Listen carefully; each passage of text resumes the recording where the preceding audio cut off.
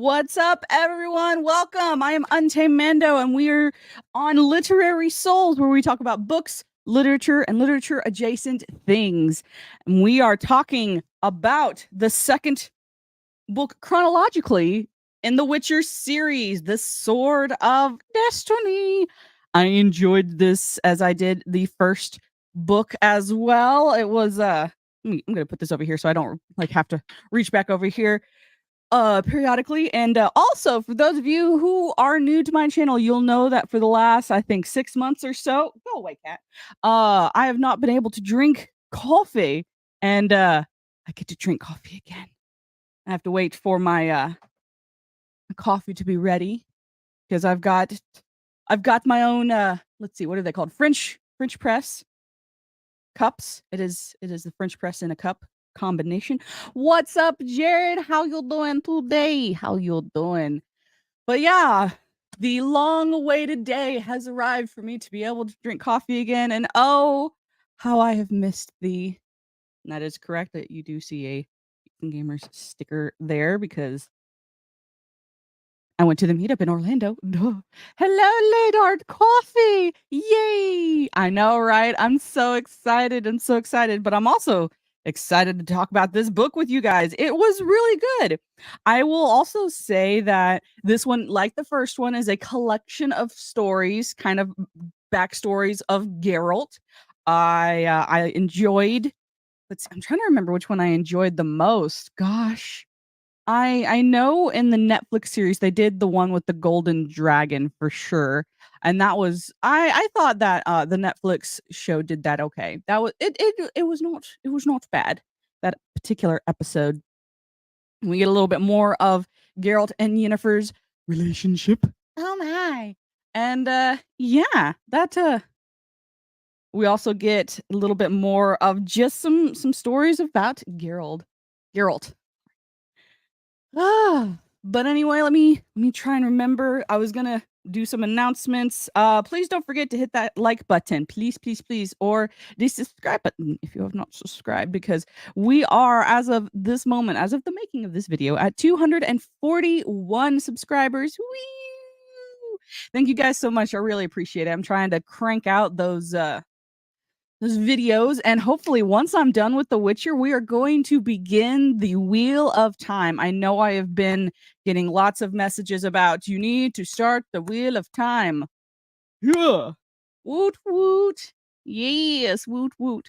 And later, the offer is open if you want to jump on the show with me to talk about this book, because I know you know a lot more than I do.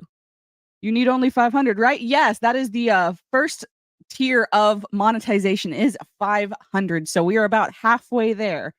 So yeah, for the new YouTube monetization guidelines. So yeah, very very fun, very exciting.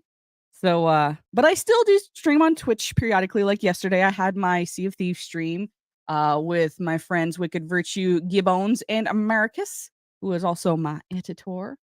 So yeah, I'm gonna try and do it justice to bring you kind of the overarching plot. We are Europeans still need 1,000. Aw. I mean, but I think all you need, right, Layard, is watch hours. You are already at the 1K subscriber count, so you just need the watch hours. So I will be making sure that I have all of your videos up and cycling through to help with the watch hours. So please, if you have not, subscribe to this pretty lady here. Do it. Do it. Well, after the show. Don't click away from the show, but you understand what I mean. You should be watching her stuff after you watch this, please. But yeah, so this book is broken down into 1, 2, 3, 4, 5, 7 overarching mini stories. Like the first book had, I think, around the same amount of short stories, collection of short stories. Also, okay, no hot tub stream, fine. I hope you enjoy your nice hot tub. Uh, enjoy it and be relaxed. What time is it over there for you? It's like what? Like 1500? Maybe 1600? No, 1500. So about 3 o'clock your time, I think, if I'm doing my maths correctly. I think. I hope. I'm trying to get better at using military time because I'm also realizing most everyone else in the world uses military time. 5:30. Dang it. I was a couple hours off. 5:30 PM, so that would be 17:30. Cool. My math wasn't too far off. Anywho, so the title of the short stories are The Bounds of Reason, A Shard of Ice, Eternal Flame, A Little Sacrifice, The Sword of Destiny, which is what the title of the book is, and then something more. So these are the mini stories that kind of get conglomerated into one volume. So I think I know when Netflix was trying to adapt all of the short stories, I feel like it was hard to keep up because they didn't let you know that they were really kind of doing short stories until much later on when you had to kind of just guess, which I felt was a little it kind of made it hard to enjoy the Netflix series.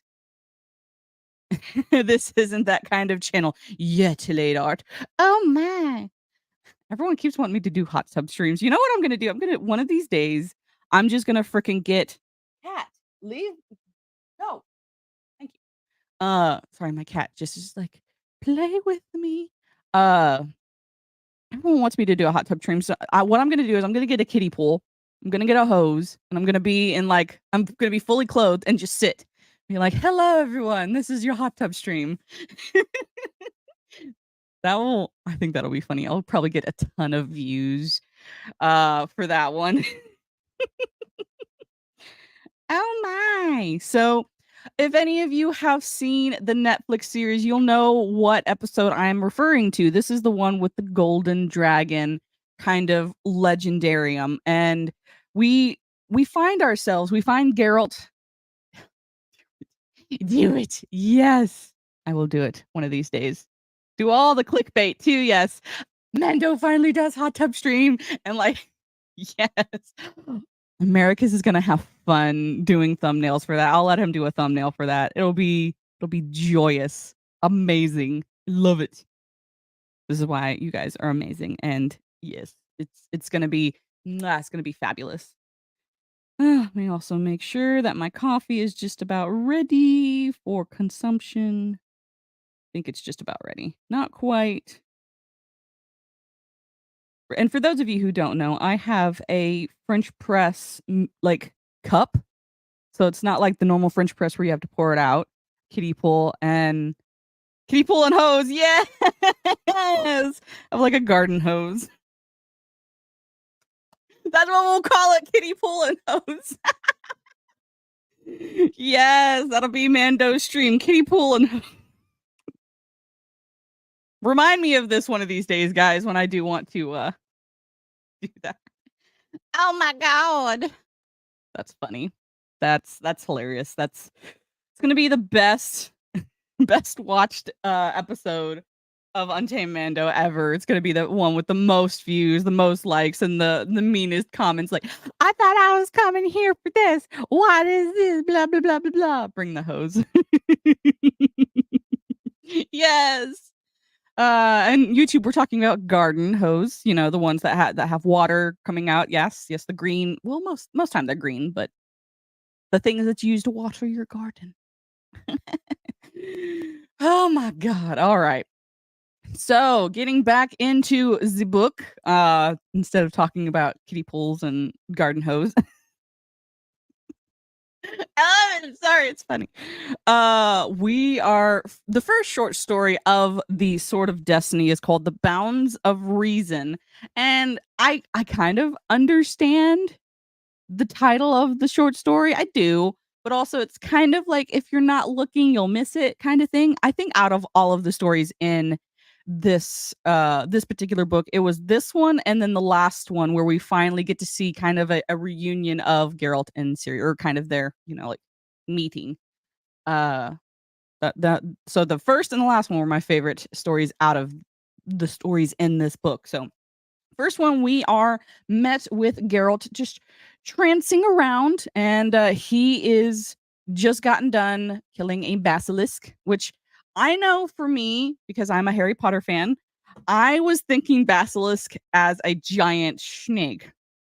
That is not what, what Geralt is facing at the moment, as far as my understanding. It was, well, maybe it was. I don't think we really ever saw we didn't really see the actual basilisk, because he was down in a crypt killing it, and, like, people were like, "He's not coming back, and they're gonna," and so they were gonna steal his stuff, and this not kind gentleman with these 2 Amazonian warriors, also known as Zacadians, protect his stuff.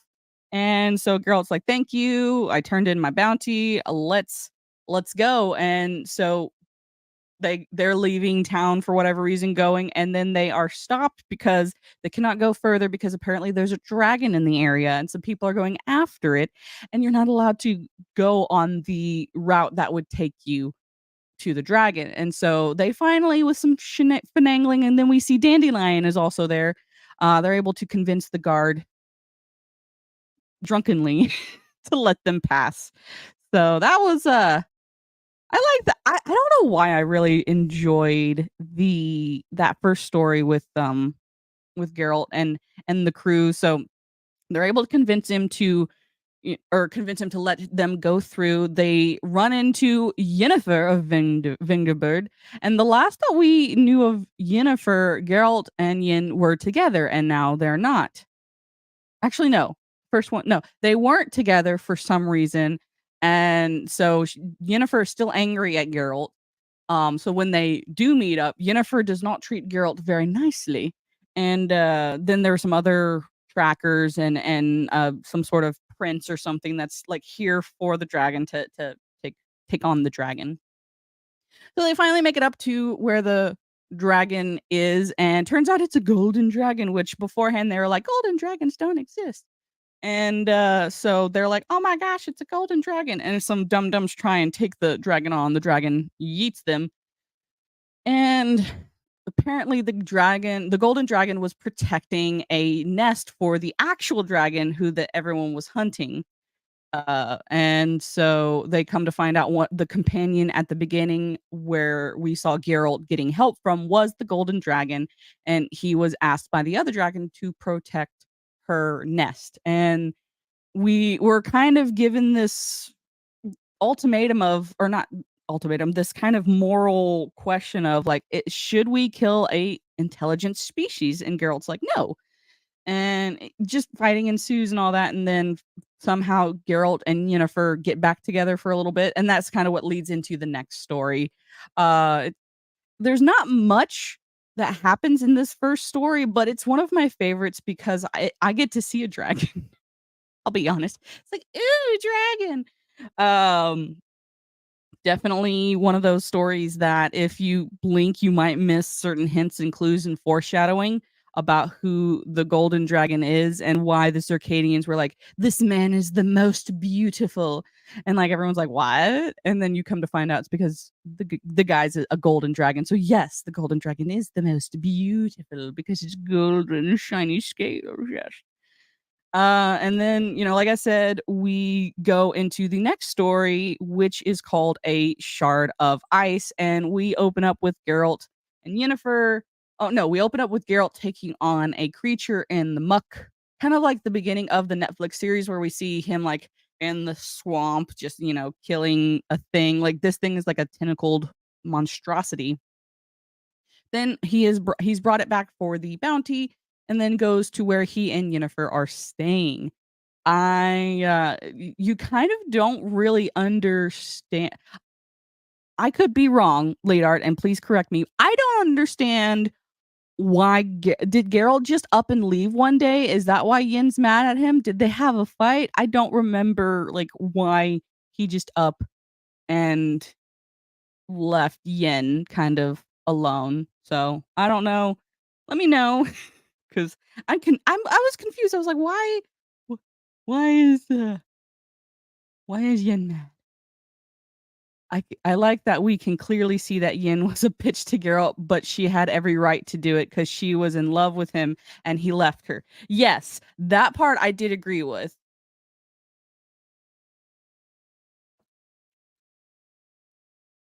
Hmm. Not what I was expecting, but that's what I get. Ooh, there's mint. Okay. Eh, not quite the, blend I was hoping for. I did not do that correctly. I'll have to redo that. Oh, but yeah, you understand why Yennefer basically was like, "You freaking left me with no like, no reason that you gave, and you it" and so, yeah, there's a reason why Yen is a butthole to Geralt, and it's understandable. I'll be quite honest, quite understandable indeed.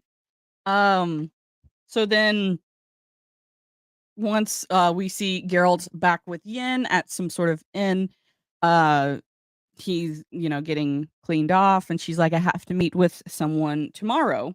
And he's like, "I don't like this town. I want to go away now." Because everyone thinks Yin is unreasonable, but she isn't. This is true. She is very complicated. Absolutely, positively. Yin gets a lot of hate, and I don't think all of it is warranted because Geralt also does stupid things, and you'll never convince me to like Triss, other than the fact that at one point in time, like, she was valuable asset to the Witcher team or whatnot. Like, I Yin is a liar. Liar and backstabber. Yeah, she hot? Sure. So is Yin. But for those of you who are on Team Triss, you'll know that I am one for canon continuity. So if it's not canon, I don't care. So yes, they are in this. Nope, Trish is trash. The trashy Triss. Like, if she hadn't slept with Geralt and like lied to him about his memory loss, and like didn't tell him anything that the last time he saw Yin, they didn't know if Yin was alive, and she's just up here sleeping with Geralt, and she's like, "Oh, we don't know if Yin's alive or not." Like, please, that you just broke the whole code. Ah, man. So yeah, Geralt's like, Yen, I want to leave this town, and she tells him of a poem called "A Shard of Ice" that talks about this ice queen. For those of you who don't know, I'm a fan of the anime called Ruby, and one of the characters is lovingly nicknamed the Ice Queen. So that's where I'm getting my little that's kind of funny. But she tells a story of an ice queen who, when she throws ice into some gentleman's heart, they cannot resist but to chase after her. And it's basically there's no really happy ending for that story. And Geralt's just like, "Oh, cool foreshadowing, of course." Geralt's like, "I really hate this town. I want to leave." And she's like, "Well, I have to meet up with this other mage dude that I've known for a very, very, very, very long time." And so Geralt's like, "Whatever," going to sleep. And then the next morning he wakes up and she's not there. Like, "Oh no." So he goes out looking for her. He's like, "Where is she?" And some people are like, "She's probably with the mage dude who lives over there." He's like, "Okay, I'm gonna go over there then." And he goes up there, and turns out the mage dude is also in love with Yennefer. And he's like, "Geralt, you need to leave my lady alone because she's not gonna choose."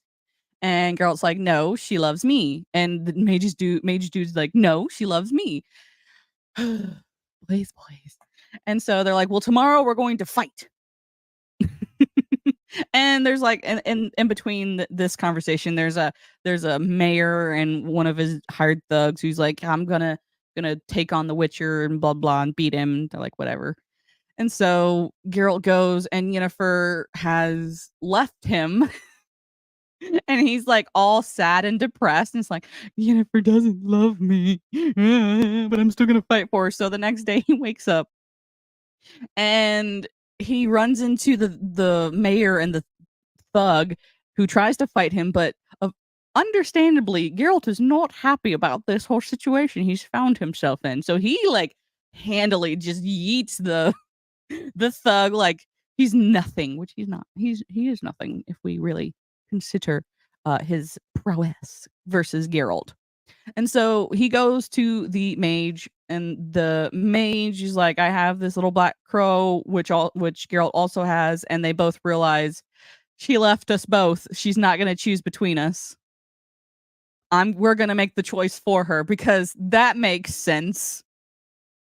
And they're like, "Well, if you die, will you make sure to go after her and take care of her?" And they both make a pact like, "Yes, we'll take care of her, whoever wins." And it turns out Geralt has the wizard, like, where he could take the wizard on, like, he could handily hand him his ass whooping, and Geralt's like, "No, I'm not gonna kill you." And the wizard's like, "Why?" And it's just like, "Because Yen can't choose between us, and it's not worth it to take someone's life because a woman can't choose." Shocker, women can't choose. I mean, usually it's, like the restaurant or where to eat. That's kind of where we have our problem. Which I love that there's actually a restaurant now called I Don't Care. Or there's some sort of weird restaurant. Totally unrelated. My day is ruined. I asked my Google box to play Doro and it started playing Dora the Explorer. Jared, that's awesome. Why is your day ruined? Dora the Explorer is awesome. Like I mean, technically kind of still am a Dora the Explorer fan. Hold on guys, I'm fixing my coffee because I did not do the thing correctly like I was supposed to. Da-da-da-da-da. Okay. So now it's gotten properly stirred. We're going to do this. Da-da-da-da-da-da. Dora the Explorer. Dora. Okay, I'm done. I'm gonna ruin your day even further by singing that. Please don't leave. What's up, Salty? The Magnificent Mando. What's up? Magnificent Mando who can have coffee again. That's what I'm working on right now is making some coffee. Um and talking about The Witcher, The Sword of Destiny. Like I said, I think and I'm not done with the plot summary and stuff. I enjoyed this one. I'm so glad that I get to read and watch a couple of things that are really good amidst all of the trash that's being shoved out there. And Salty, I mentioned this earlier, but I believe I'm gonna triple check that I have all of them because I have to go to my PO box and double check things. But I think I have all of the Wheel of Time now.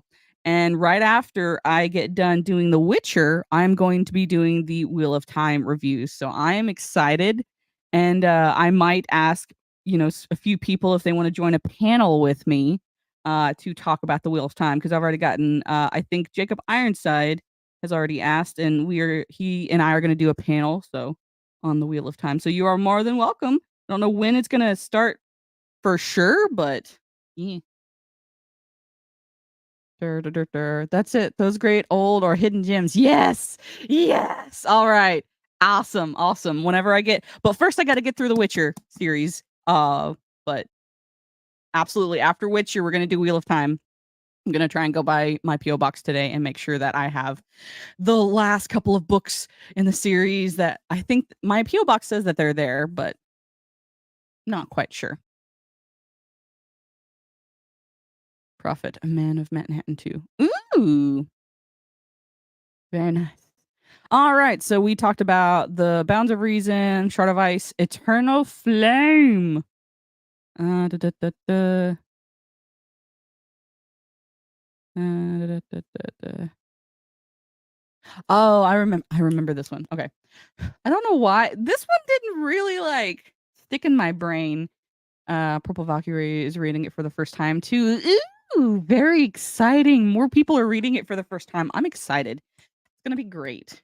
So yeah, I will also possibly ask her if she wants to be on the panel as well.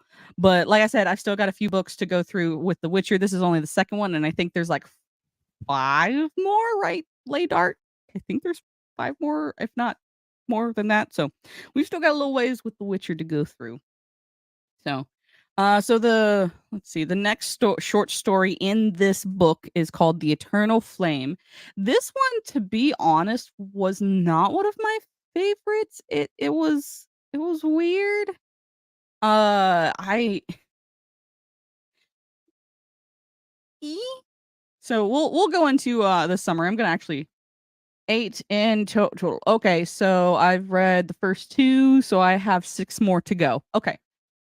So that's gonna be a little bit before I get to Wheel of Time, but we'll get there. I promise. Promise, promise, promise. All right. Da, da, da, da. So I'm just gonna kind of read off the summary because when I was reading this story, it didn't like stuff didn't quite stay in my brain. So I'm gonna more or less read my notes like almost word for word and summary. So basically, we start with Geralt hearing a loud scream in a very busy, crowded street, and he runs over and he realizes it's this poor lady throwing things at Dandelion because Dandelion did something, which we all know. He's a bard. He probably slept with her, and then found out he was engaged to someone else or something. You know, it just is what it is. So Geralt's like, "What the heck's happening?" And Dandelion's like, "I don't know, but I want my loot and my pants back." As this lady's just throwing like she's finding anything like a flower pot, a pan, just all of this stuff just getting thrown at him, which I found that was really funny. That's a funny way to start a story is you see in a very big city crowded like you see someone screaming at the top of their lungs in a upper story building throwing things at Dandelion. So, but that makes sense. And it just does. So as soon as like Geralt's like there, he's like, "Hey man, we should probably get out of here." And Dandelion's like, "But I want my stuff." And Geralt's like, "She's going to kill you, bro. Like, let's move on." And so they do. They go to an inn. They find this halfling who apparently Dandelion is supposed to know, and Dandelion's like, "Hey, can you cover our bill because we're hungry and, need a place to stay?" And so Halfling's like, I don't know." And then the next thing they know, the door opens and the same Halfling is staring at them from the door. And so they're just like, "What?" And what the halfling that just barged through the doors, "This man has stolen my identity. He's not me." And like, "I'm going to kill him." Because of course, if someone's assuming your identity, you're not going to be happy unless you are in big trouble with the law. Then you might be a little happy. But so Geralt and Dandelion, or mostly Geralt, grabs the fake halfling, and it turns out it's some sort of mimic. "What's up, Hokies? How you doing? Why is my computer acting dumb today? Don't do this to me, computer. You and I were having a great day yesterday. Don't do this." Um, so Geralt catches the mimic, and the mimic's like, I've only been doing good things and that I can." And then there's a philosophical discussion on whether or not you can actually copy somebody's soul or and thoughts. And people are like, "No, the mimic can't." And the mimic's like, "I don't know how this works." And so they kind of go back and forth about that. And the mimic's like, "Let me go." The halfling's like, "No, like what have you done to my reputation? I am a merchant. Where's my stuff?" And he's like, "I sold it all and made more money." And he's like, "What?" Justifiably very angry that all of his merchandise has been sold and he has not seen a profit. And so somehow through whatever means of magicry, sorcery, whatnot, the mimic gets away. And so the three are going after him. And apparently there's been some sort of this mimic has been like crazily j- I I have no idea what he's been doing, or they don't have any idea, but apparently he's made this halfling like a ton of money because they go to the bank and they're like, "We don't know what's going on." And apparently he was playing stocks and bonds. So like if you've ever played the stock market, that's what this halfling was doing with this other, or the mimic was doing with the halfling's identity, is like playing stocks. And so apparently the halfling's like rolling in dough, but a lot of people are really upset because they're like, "How did he know this stuff's about to happen?" And so they, run around the town trying to figure out what's going on. The halfling is like in trouble because everyone's like, "What are you doing?" And Geralt finally finds the halfling. The halfling's like, "You're not gonna make me go back into the woods. I have a right to stay here. I am intelligent. Like I deserve to live the way these people are living." And Geralt kind of, "You love this side story?" I I thought it was okay. It was just a little weird, I thought. And so the mimic tries to copy Geralt, and Geralt's like, "You don't want to fight me. You really don't, because while yes, you can copy, I don't think that this my silver sword would I don't just he's like, "Don't do this, man." And so the guy transforms at the end into Dandelion. and runs off. And the women who have been trying to chase down Dandelion hit him with a giant frying pan, and the mimic is just like demorphing because he was hit so hard, and Geralt like captures him again, and then everybody kind of converges there, and Dandelion's like, "What the heck's going on?" And the halfling's like, "What do we do with them?" And then this priest who we saw earlier in the story is like, "Let him go." And it turns out the priest was also a mimic, and there's a ton of more mimics in the in the city, and so everyone's just like the halfling's like, "He made me a lot of money, so he's now my distant cousin." And everyone's just like, "I don't know what's going on, but here you go." And that's kind of where we ended. It's just like I think the main thread in all of The Witcher is just because something or someone looks different or is different does not mean you should treat them any less with respect. But that I think that's the main thing that I've gotten throughout, like, even, like, just reading and just knowing the games and stuff, that's one of the biggest things is just because someone's different than you does not mean you get the right to treat them poorly. I think I made that coffee a little too strong. Oh, well, I'll drink it anyway. Still good. Still good coffee. I love strong coffee, so that's fine.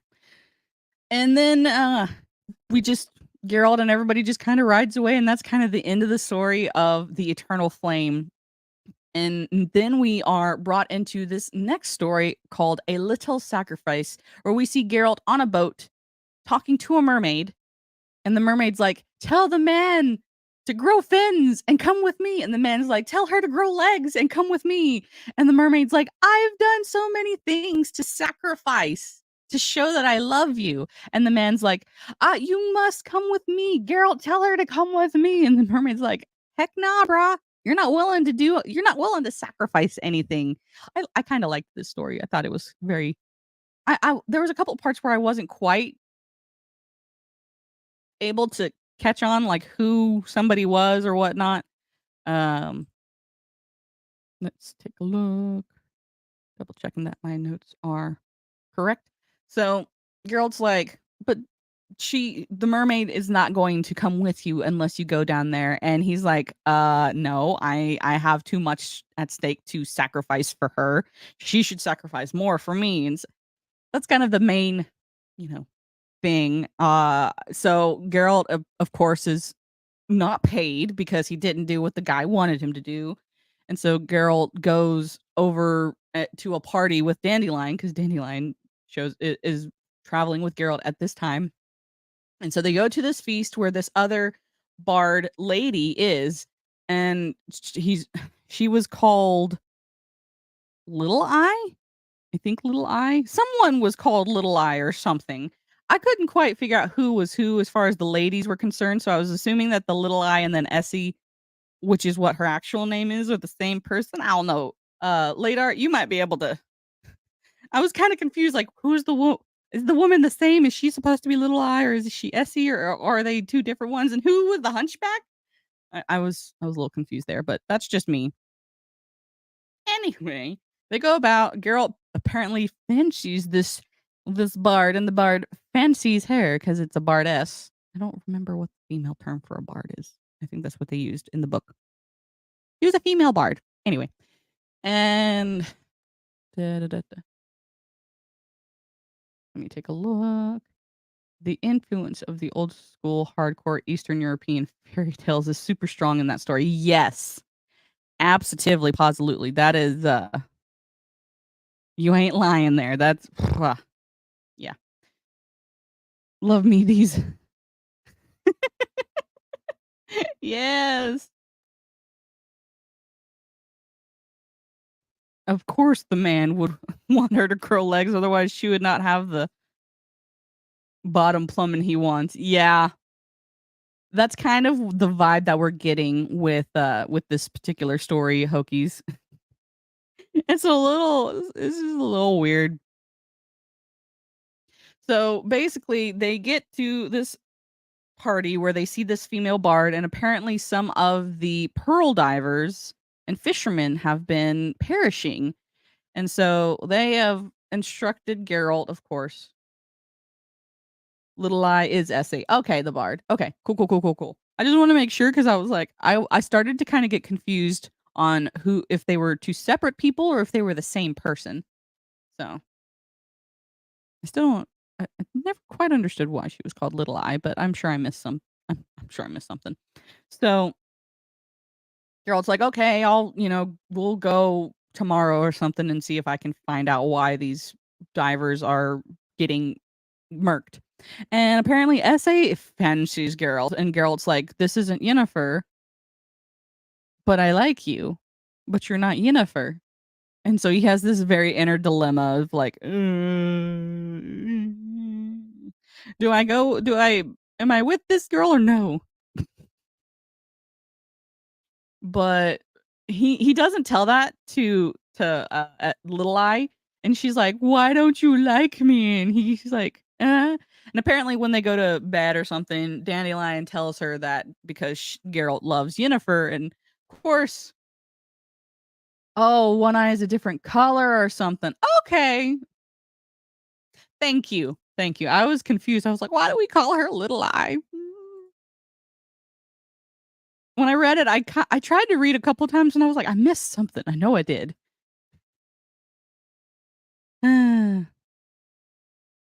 So basically, after, Geralt has this crisis of I like her, but she's not Yennefer, he goes and fights or he figures out where these mer people are that are currently not they're killing the fishermen that go too close to where they are. Apparently, there's a whole underwater civilization very similar to Atlantis, and they are intelligent creatures. And Geralt's like, I don't kill intelligent creatures unless they force me.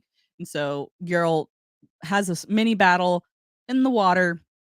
He's injured. He gets back on shore, and apparently the Prince Baron, whatever dude, is like, you still haven't done what I've asked you.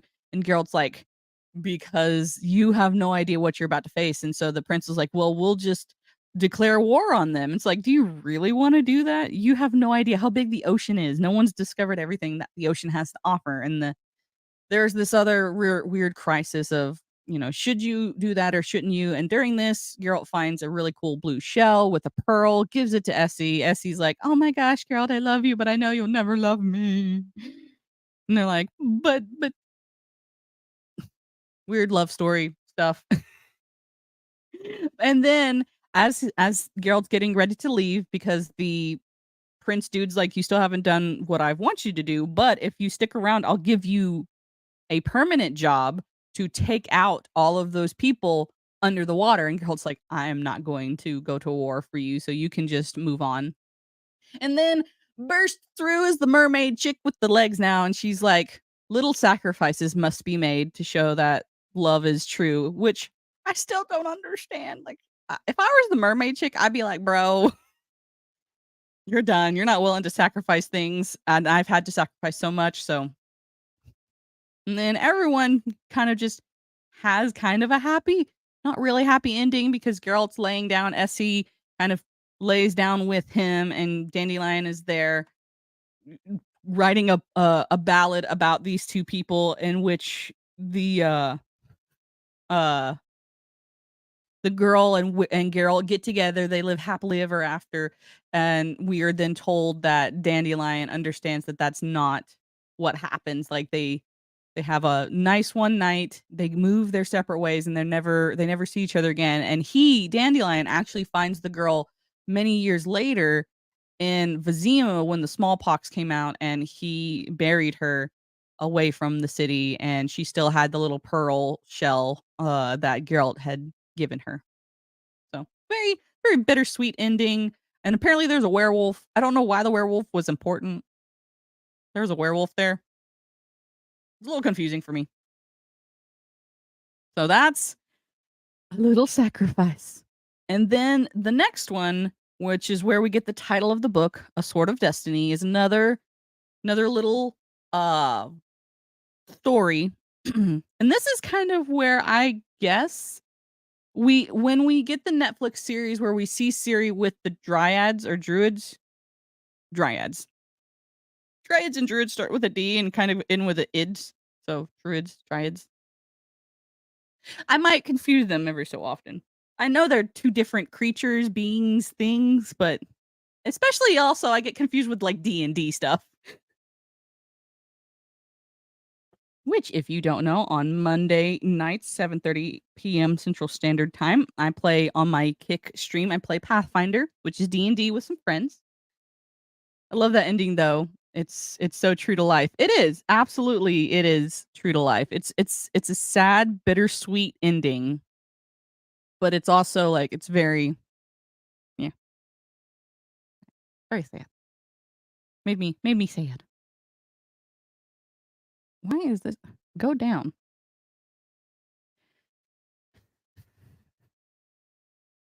Was the werewolf looking for the place called Lee Hoo Fooks? Oh my god! Wow. Wow. Yeah, I don't know what the purpose of the werewolf was. It just kind of was there. Part of me, and I could be wrong, part of me thinks that the mermaid lady cursed the prince to become a werewolf and he was looking to kill Geralt. But that's just me. I don't know. Later, you probably know better than I do.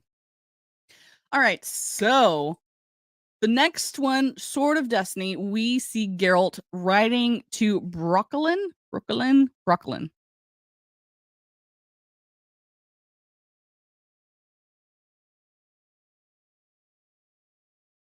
I it sounds familiar, but I cannot place it. But that is also because my brain is not thinking hard on it. Herschel, remind me of the song 'cause I don't remember. It sounds familiar. Coffee hasn't hit my soul yet, though. Sorry.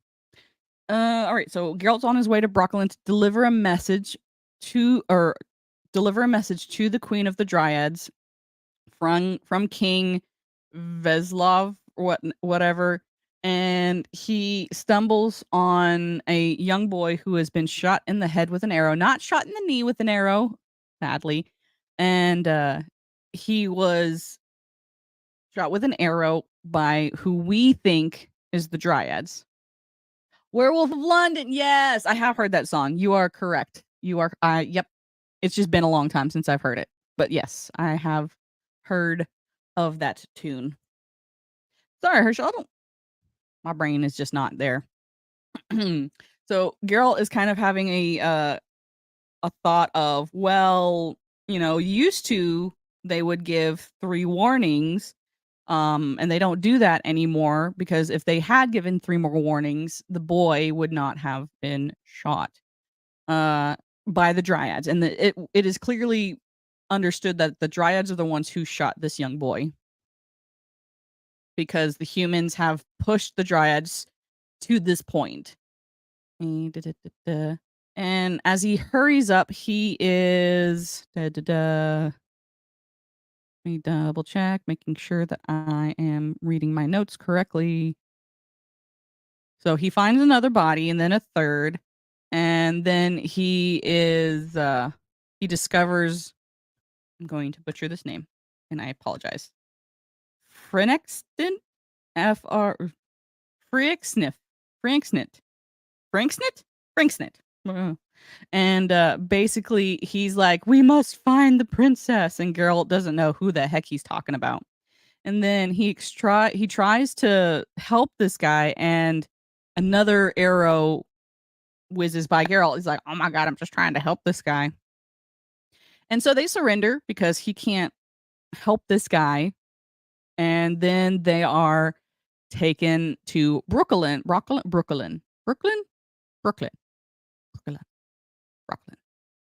Words are hard.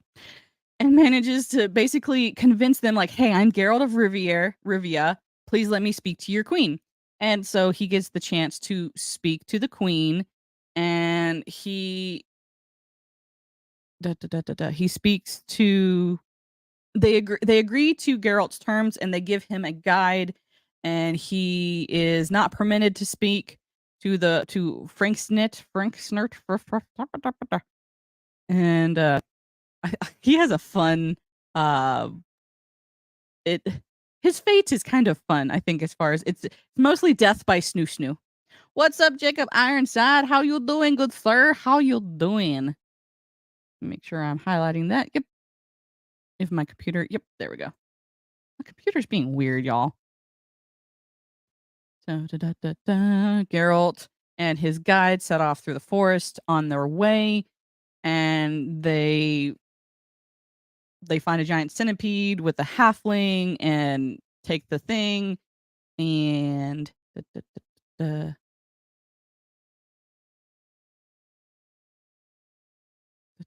oh, my brain's like, where am I in my notes? So they fight the centipede. They see this halfling. The halfling was trying to protect the young princess Cirilla, or for those of you who know, Ciri. And they realize they can't really just leave her there, on her own. And the Witcher and the Dryad decide to take her with them. And it's during this part of the journey that Geralt and Ciri get to know each other. And it seems that Ciri has been sent to meet a prospective suitor, Prince Criston, son of King blah blah blah at Verdadon, by her grandmother. And Ciri had some other ideas, of course, and ran away. And Frixmint and his unfortunate party had been the ones trying to find her when they were ambushed by the Dryads. So basically, it's her fault that the Dryads killed Frank Savartavartafra. Can't pronounce his name. I'm sorry. Oh, there's gonna be so many clips of this later on. Me trying to pronounce this name. Finally, the three of them get to Broccolin. It's an O, so it can't be Brooklyn, right? Brooklyn? Oh, man. Where they also find Frixner. Although still a prisoner, his wounds are being treated, and he's a lot better. Two men finally get a chance to speak, and Frixner fills Geralt in on the rest of the details about Ciri's adventure, like that led them up to this point. I don't know how to pronounce his name. Okay. Brokilon. Oh, Brokilon.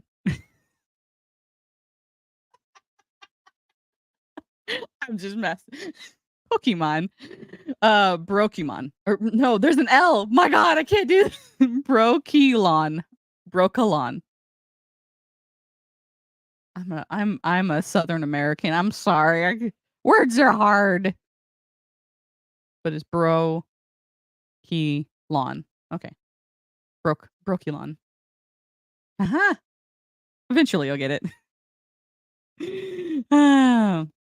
So when they realize that where they are is Brokilon, they realize Ciri is not going to be allowed to leave. And basically, the Queen of the Dryads is proud and will not let Ciri leave. But she lets Geralt and his friend go. Hold on.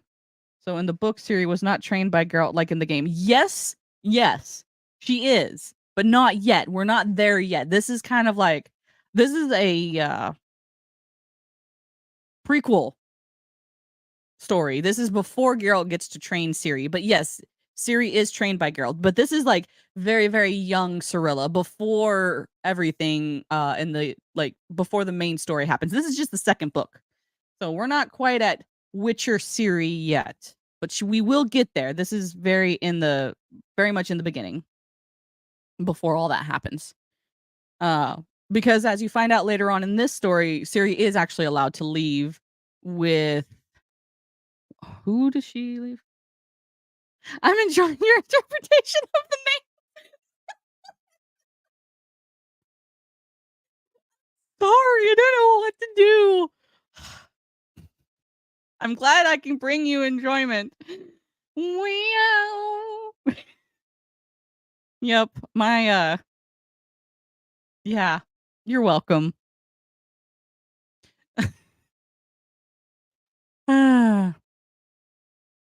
But story was is Ciri's not gonna be allowed to leave, but basically Geralt speaks to the queen about Ciri's fate, and the queen allows or is not super unsympathetic towards the humans and have basically she's like, "Yes, while the humans have only relegated us to this small, tiny patch of forest, I will be a good person." And she allows Ciri to choose her own fate, and she chooses Geralt. And basically, also the queen decides to spare Frixenet on the basis that he's an acquaintance of Geralt, and he didn't have the intention of hunting the Dryads. And so when he trespassed, he was searching for Ciri, and after all, the Dryads need males to make new Dryads. So he basically becomes Death by Snoo Snoo. If any of you have seen Futurama, he becomes a man stud for the Dryads. Wow.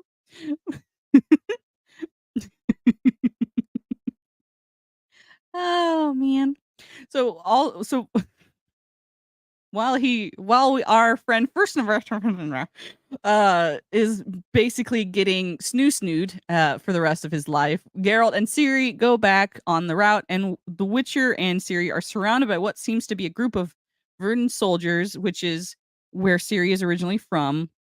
And they came upon the Dryad ambush, but Geralt quickly realizes that they're lying, and then he fights the soldiers. Ciri manages to hide, but the Witcher is hopelessly outnumbered.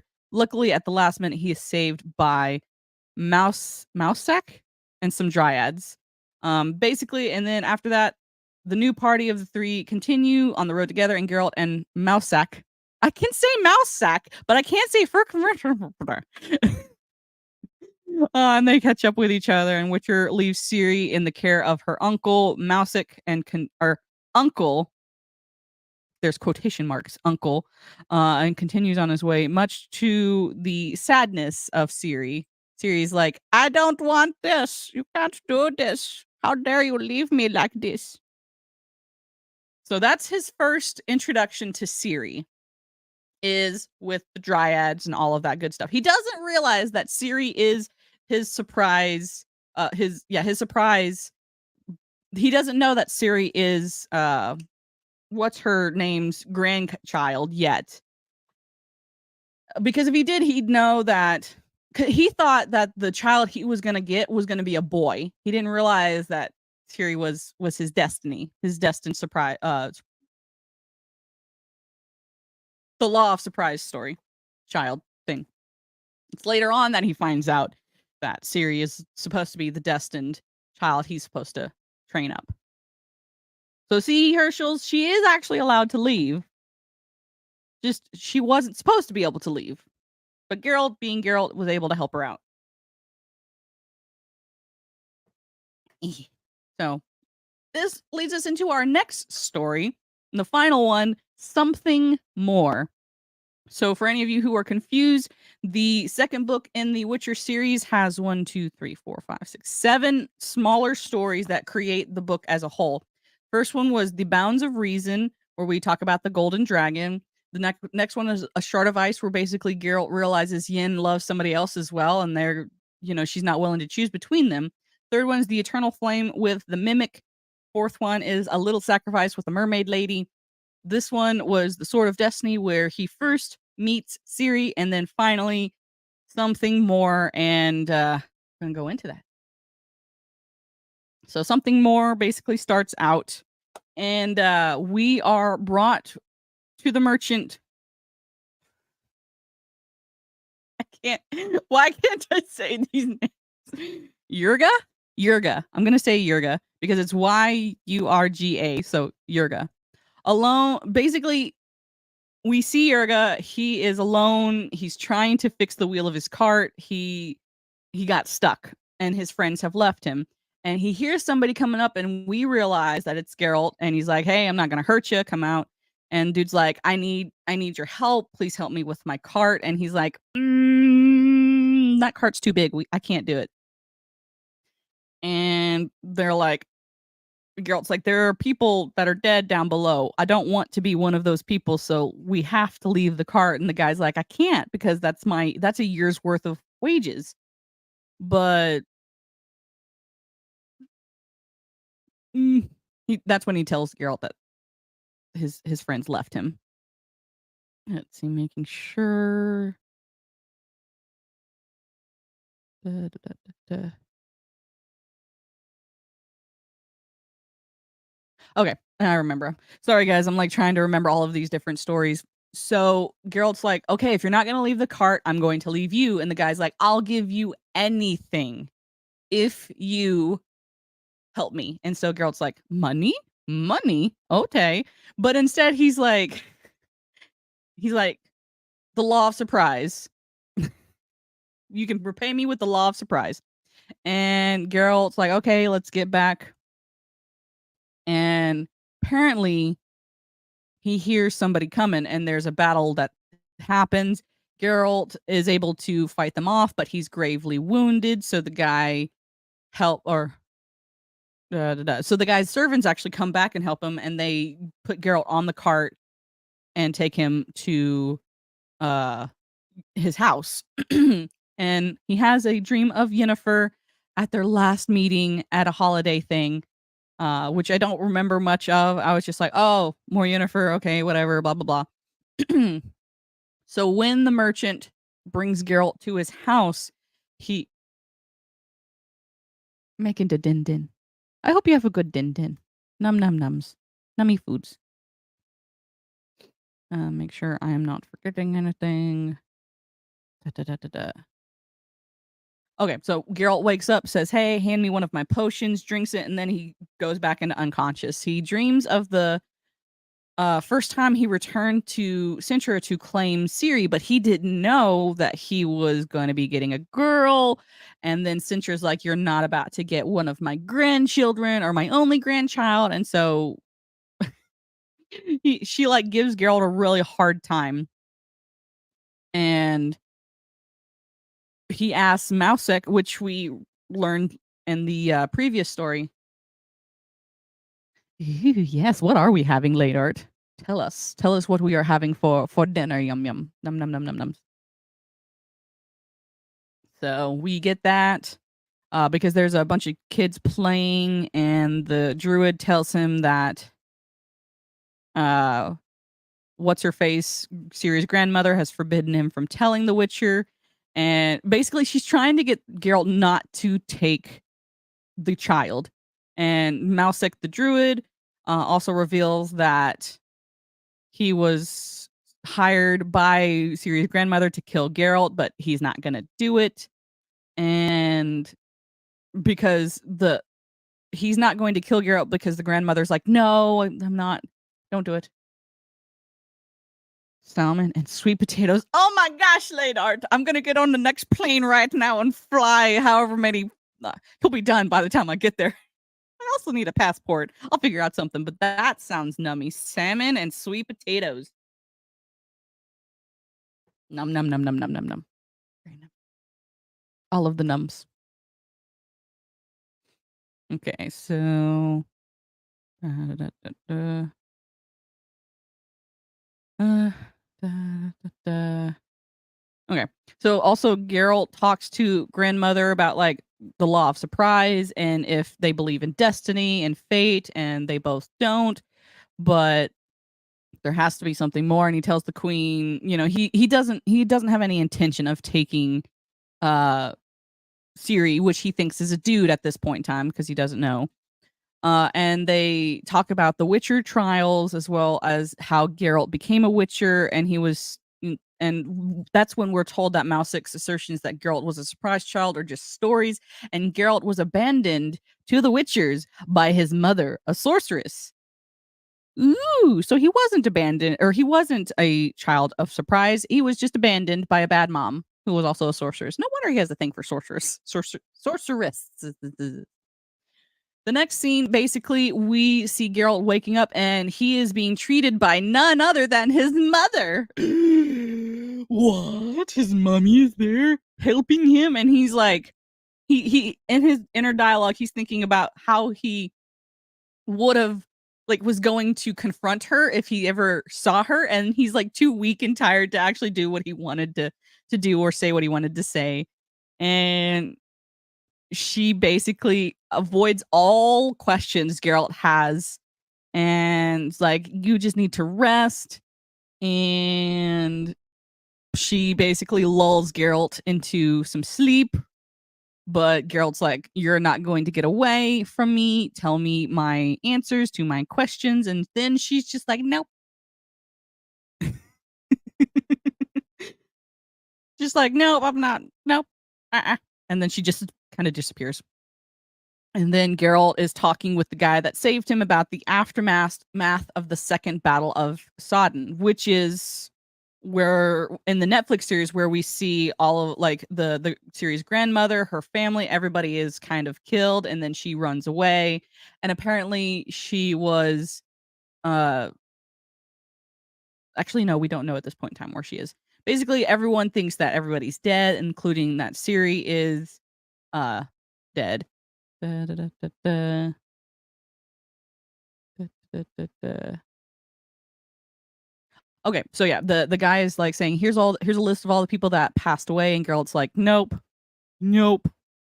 And he goes over to the memorial where the list of names are about who passed away, and he's trying to read the names, but he is unable. There are three names at the bottom, and he's not able to read them because somebody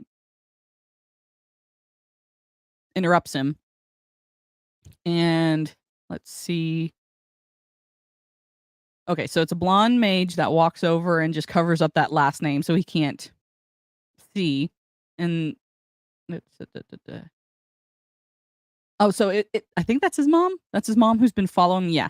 And basically he asks about how it happened, and she basically tells him her duty, and Geralt says he was afraid of her, but he's not anymore. And his appearance he realizes like while verbally he's saying that he doesn't care, he does. And she challenges him to hear the last name on the list, and he says it himself and asks her to do her duty. She declines. Da da da doesn't take. Da, da, da. Okay, so basically she fades away and Geralt's into like a mist, and I was a little confused on this scene where I was like, wait, what's going on? So basically, he has a conversation with the blonde chick who I believe is probably his mom. And she's trying to tell him, you don't want to know this information, but I do. And yeah. But apparently, Geralt was asleep. Because he wakes up and it's like, oh, why? The dude that wakes him up is like, why didn't you just let me tell you the names that were on the obelisk? And Geralt looks, and it's not the name he thought it would be.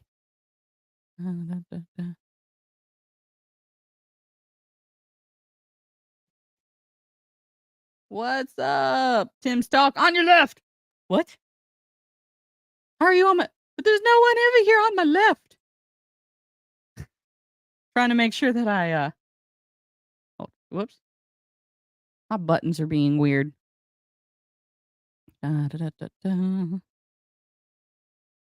Okay, trying to make sure that I am remembering things on the story because I liked this story, but a lot happened for the last story on the book. So while Geralt's still on this journey, his health is getting better, but it's not quite the best. He is still resting when they arrive in Sodden. Sodden. Sodden? Jordan. You have John Cena's powers? What? That's crazy. That's cray. What? Do the thing. Computer, why are you doing this? Why do you hate me? See. So they arrive. Da, da, da, da. So when they get there, they're still the law of surprise is still in effect. And so Geralt was like, law of surprise should be safe because you guys are too old to have children. But when they get there, let's see. Making sure.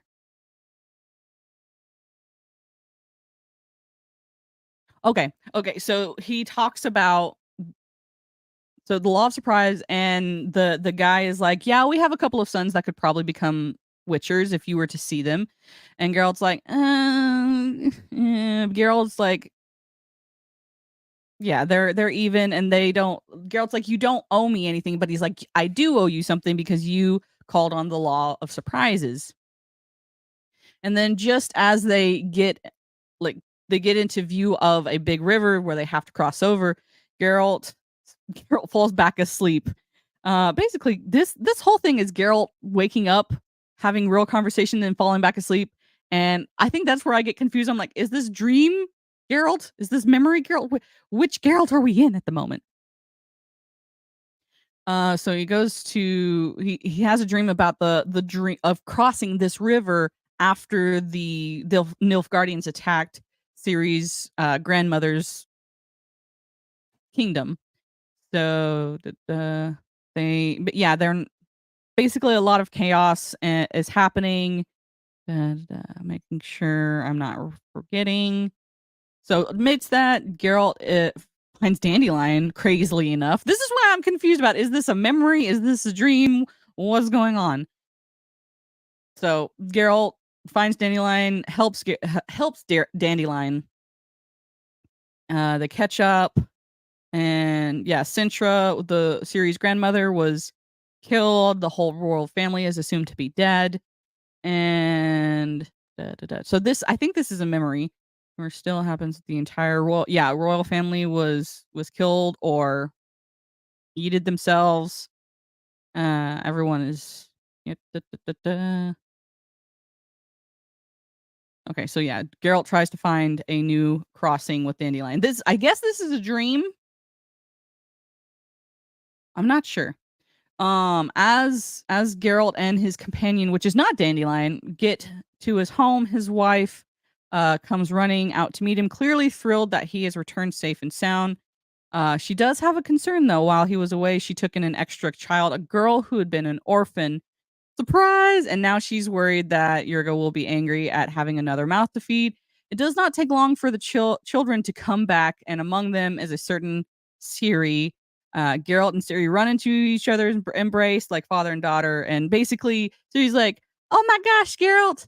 And do you, do you think this is fate? And Geralt's like, "You're much more than that," and blah blah. So he comforts Ciri. "What's up, Rocky the Black Dragon?"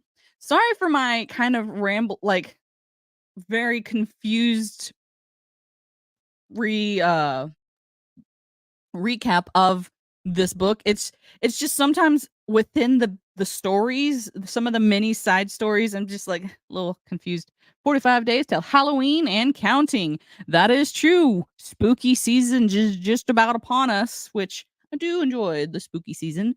But let's enjoy September. September is like we're just halfway in September. So let's enjoy September. But I did tell someone, wake me up when September ends. Because then it's spooky season. Ooh, spooky. For all of you just coming in, I am doing a review of the Sword of Destiny, the second book, chronologically in the Witcher series. It has 7 overall stories within the book, so there's many stories within the book as a whole. It's a compilation put together. Kind of a little bit of backstory on Geralt and how he found Ciri and how he knows Yennefer and his relationship with Yennefer, and just some major stories that pertain to why Geralt is the way he is. And so I'm assuming the next one in the series, which I don't remember the name of it offhand, is no, it's the Blood of Elves. Is I think cr- not chronologically, but as far as publication order, the Blood of Elves is the first one, maybe. Late art is the expert. I am but a peon, a simpleton when it comes to the Witcher series and the Witcher IP. But I think the next one is where we get into Geralt training Ciri and all of that stuff. I think. I don't know. But yeah, I enjoyed this book overall. I'd give it definitely a 9. I'd give it a 9 out of 10 because there was the story with the mimic kind of just wasn't my favorite story. Nothing wrong with it. It just wasn't my favorite. But I understand the point of the story. Like all of the stories were good. The book overall was great. I definitely 9 out of 10. Definitely recommend reading this book if you're looking for fantasy. The Witcher fantasy series is great. Not as much the Netflix series based on this book because I've watched a few episodes of the Netflix series, and while it did adapt some of the source material pretty well, it did not put it in the order it was supposed to be in, which is very confusing, especially for someone like me who had not read the books beforehand and I was trying to, excuse me, watch the Witcher Netflix series. I was confused. I was completely confused the whole time, except for maybe the last couple of episodes when I realized, oh, these are flashbacks, and we have several different people's flashbacks happening at the same time. And it was confusing. I would have rather one episode like just I don't know. I don't know how they would have done it better, but I wish they would have done it better cuz the Netflix series was very confusing. Which I'm also like this talks about the Netflix series, of course. It's not a Netflix, well, yes, it's a Netflix original series, but we're not gonna go into too much more of the Netflix side of things, but I will hopefully next week, we will be talking about The Blood of Elves. I'm excited. So yes, okay, I'm reading up on it. The Blood of Elves is the first, as far as publication order is concerned, it's the first book. So The Blood of Elves is where we actually start getting into series training, seeing Geralt's relationship, and I guess Yennefer somewhere is in there too. So that will be I'm excited to get into that story. So I think it will be kind of one cohesive story instead of 7 stories in one book, which I don't mind. I really don't mind the short stories that gives us a lot of background to this next story because that's what the first 2 books basically really were, our backstories giving us a lot of information on Geralt and mostly just Geralt and a little bit on Yen, his relationship with Yen. So or Yennefer Vinderberg. Words are hard, guys. My gosh. Let's see. Da, da, da, da. What else? I do like the big overarching themes throughout the all of the Witcher series that I've managed, like, I've played the games and now read the first 2 books is very much about how the human condition is. Anything or anyone that is different from humanity is considered bad, and humanity is very eager to wipe them out with colonialism and stuff like that, and it's not the modern day idea of imperialism and colonialism that we are catchphrases and weird things. It's it shows you that there are both good and bad in everything. Like the elves, the dryad, the druids, like there's good and bad ones, and humans there's good and bad ones. And I think it's done very well in showing how humanity can both be really good and really bad. So, yeah, that's kind of my thoughts. Sort of Destiny. I don't understand why they named it Sword of Destiny because only one of the short stories was Sword of Destiny. I guess when they had to pick a title, they just picked that one. I really enjoyed the first story, I think the most, and the last story because the last story had Ciri, like we get to see that final reunion of Geralt and Ciri. So first story I really enjoyed because it had a dragon. I'll just be honest, that's why it's my one of my favorites out of the 7 in this book. So yeah, I was expecting this to go a lot longer. So yeah, um, I think that's all I got. Next week we'll be doing The Blood of Elves.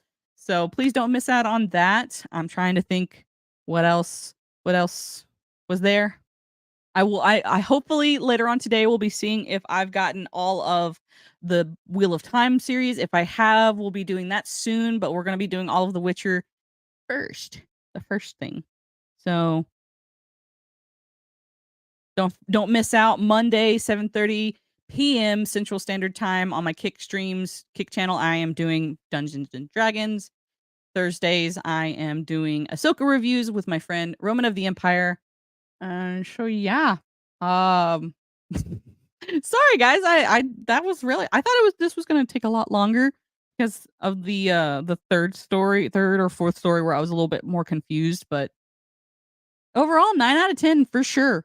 Thank you guys for watching and commenting and hanging out. Sorry this is a bit of a shorter stream today, but trying to think if there's anything else. Please don't forget to like and subscribe. And we're about halfway to monetization. Woo! I'm excited. So, you guys have a fabulous rest of your day, and we'll make sure that I'm not forgetting anything. Great show. Thank you. Sorry, this is a little bit shorter than normal, but you guys have a fabulous rest of your day, and I will talk to you guys later. Bye. Can I do it? Nope. Words are hard.